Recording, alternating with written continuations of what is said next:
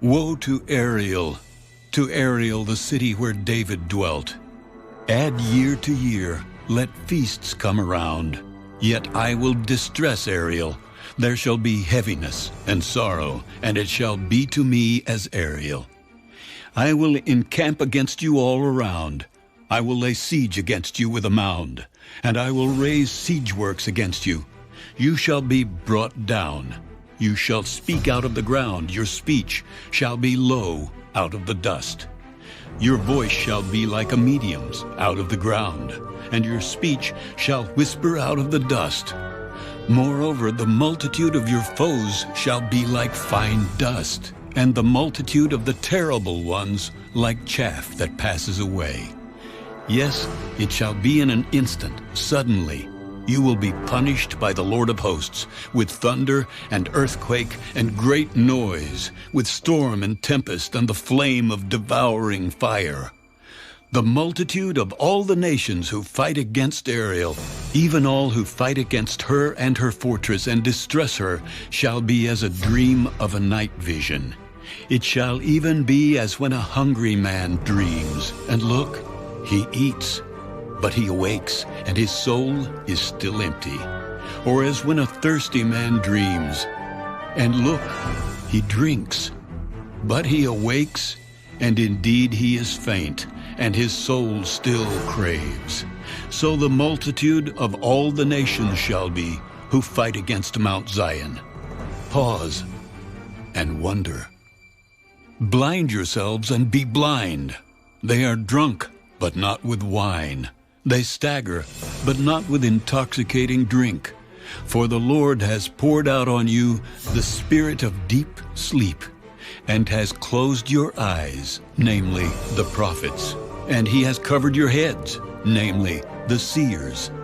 The whole vision has become to you like the words of a book that is sealed, which men deliver to one who is literate, saying, "Read this, please." And he says, "I cannot, for it is sealed." Then the book is delivered to one who is illiterate, saying, "Read this, please." And he says, "I am not literate." Therefore the Lord said, Inasmuch as these people draw near with their mouths and honor me with their lips, but have removed their hearts far from me, and their fear toward me is taught by the commandment of men, therefore, behold, I will again do a marvelous work among this people, a marvelous work and a wonder. For the wisdom of their wise men shall perish, and the understanding of their prudent men shall be hidden.